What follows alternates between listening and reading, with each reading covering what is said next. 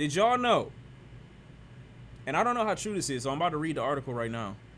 But did you guys know that Quincy Jones died in 91? Rest in peace. But Tyler, the Creator's Chromacopia debuted ahead of Halsey's The Great Impersonator on the album charts. I heard this album did so well. It is one of the most streamed, one of the highest selling records that came out this year. I think the highest. Am I tripping or no? He did over 300,000 on a random Monday. On a Monday's nuts. Yeah, it did amazing. I didn't expect it to do that well. Not because of the time frame that it released in, but because I didn't hear anyone talking about it on my DJ Khaled. But I literally didn't hear anybody. Well, in the sectors that I'm from, and also when I did peek in online, I didn't see it garnering the level of attention that, you know what I'm saying, that you would see coming from a record that did 300,000+. You know what I mean? Like, this is on the same level as like, I think, if I'm correct, because I don't remember, but I think Astroworld, maybe I'm tripping though. Maybe Astroworld did like 400,000 first week or something. No, not Astroworld. I meant Utopia. But yeah, I mean, I thought it would garner that level of hype and conversation, and I didn't see that. But it's still insane that despite me not seeing those things that would generally come with a record that sold like this crazily, he still, you know what I'm saying, just stayed true to what it is that he does and what it is that he's been talking about the last couple albums, just in a different way, obviously, and still was extremely successful. You know what I mean?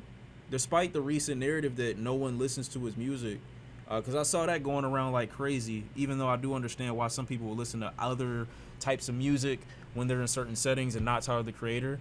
I would never make the assertion or the argument that no one listens to him or that his music isn't extremely successful. They say that he secured his third #1 with Chromacopia, which bows atop the Billboard 200 after only 4 days of sales in the tracking week. So they're saying the rapper who announced the album on October 17th and dropped it on the 28th scored almost 300,000 equivalent album units with his 8th studio record. They're saying that 300,000 is what it came Here's after the thing, 4 days. I make albums so people can play it, and you actually hear it. You know, driving your car, you hear another car playing it. Go to the barber shop, you hear them playing it. You know, turn the radio on, and you hear them playing it. Can we go back to that clip? I want to play the clip, the original clip. Because DJ Khaled ain't had a first week like that, ever. I don't think.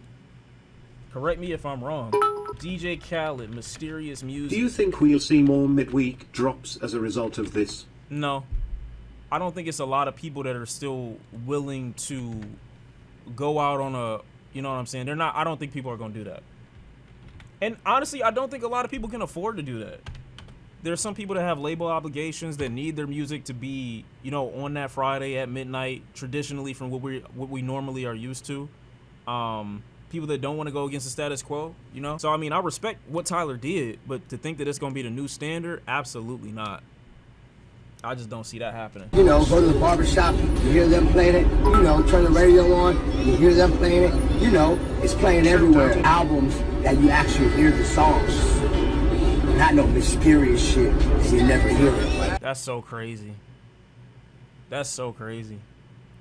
And you can't even say or think that, like, even the years beyond that point where Call Me If You Get Lost, I don't remember how that did first week. I'm assuming it was still fantastic, especially with the push that I heard off of a track like What's Your Name. Obviously, it did fantastic. But to see that it wasn't like a let's spite DJ Khaled because he said that one thing that one time about Tyler, the Creator. No, it's 4 years later or 5 years later, or whenever Igor came out. I think that might have been 6 years. 6 years later. Well, no, 5 years later, when people are still saying, like, no, this nigga still got it. It's not like a fluke or a random, oh, let's see what Tyler, the Creator's doing, because, like, we heard Flower Boy, and that was a pretty decent album compared to what we normally listen to from Tyler.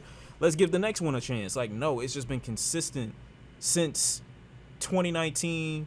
Like, bro, he's been on his shit. To have this many years later with no controversy off of a surprise drop on a random Monday, no rollout, no nothing. After 4 days of tracking? 300,000? That's actually ridiculous. And I bust that nigga.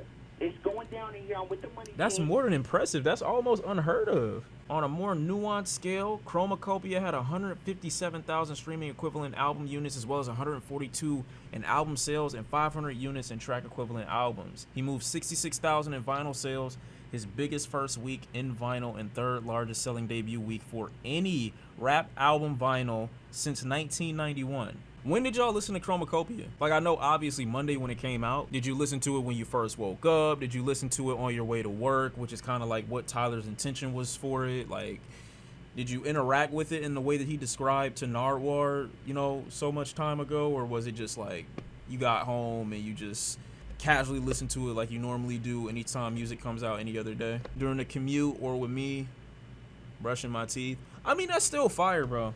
To wake up to a new album that didn't drop at midnight but instead dropped when you woke up is like a Christmas gift.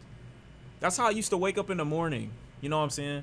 I remember my sister came in my room loud as shit one morning. It was my birthday. She jumped on my bed and said, "Get up, birthday boy." And I was just so excited to start the day.